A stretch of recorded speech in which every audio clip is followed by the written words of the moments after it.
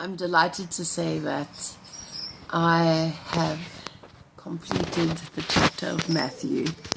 And from what I've understood from Matthew, it's basically, I started reading the Bible on Psalms and Proverbs, Ecclesiastes, and Song of Songs. And then I moved on to Isaiah. I'm halfway through Isaiah. Being a new Christian, it really scared me, God's wrath and everything, and that's when I moved to Matthew about 2 weeks ago. And from what I've understood, Jesus came to the earth as the Son of God, and the Pharisees and the religion high priests, anybody I think to myself, if someone had to come and claim they were Jesus now, I'd have a hard time believing them.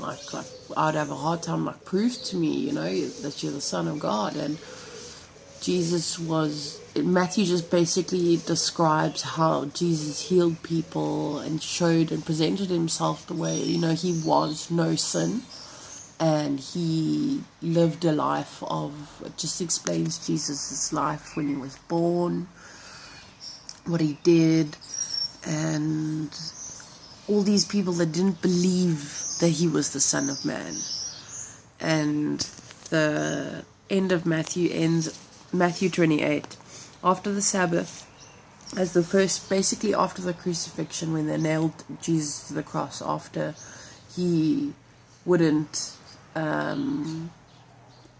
they basically said, if you are the Son of God, get off the cross and, prove to us. We want to see some proof. And, that Jesus wasn't about that, Jesus knew that he was going to die on the cross, and he knew he was going to be betrayed. And he was hurt in his life. He was deeply, deeply, deeply hurt in his life and on the earth. And eventually, when they crucified him, and they put him in a tomb, and they said, the temple, Jesus said just before he got crucified, that he could split the temple and build it up in 3 days. So basically what happened was they moved Jesus to another tomb. And after the Sabbath, this is Matthew 28. After the Sabbath, as the first light of the new week dawned, Mary Magdalene and the other Mary came to keep vigil at the tomb.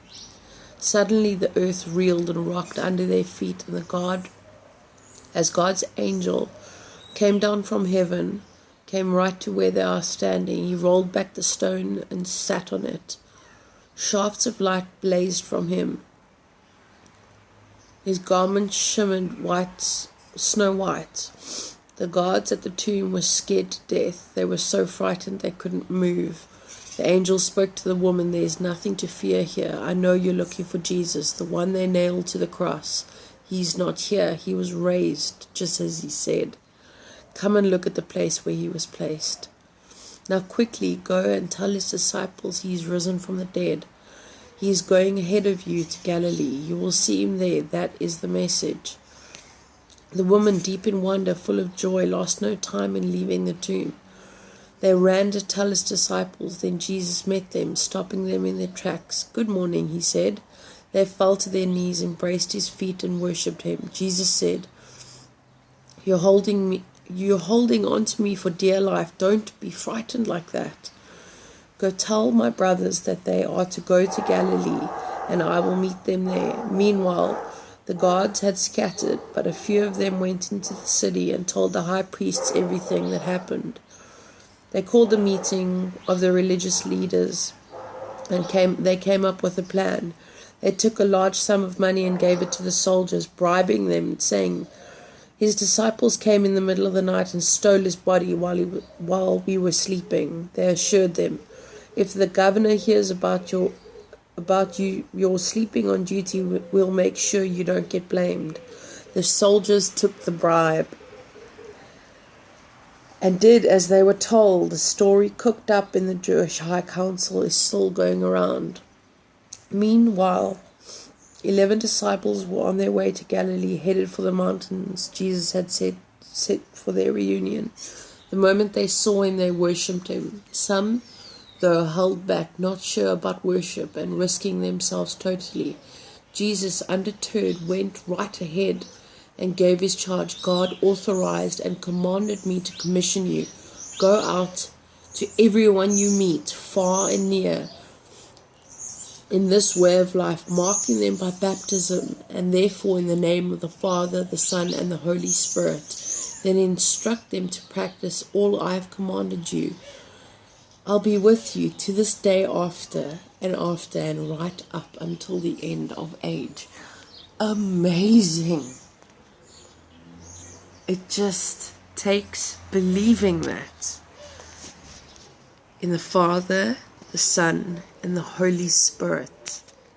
Then instruct them to practice all I have commanded you. I will be with you to this day after day, right up until the end of age. I cannot wait to do that, Jesus. It is such an honor to believe in you, Lord. And I pray that somehow I can spread the message, Lord, that you are God, that you are the Son of Man,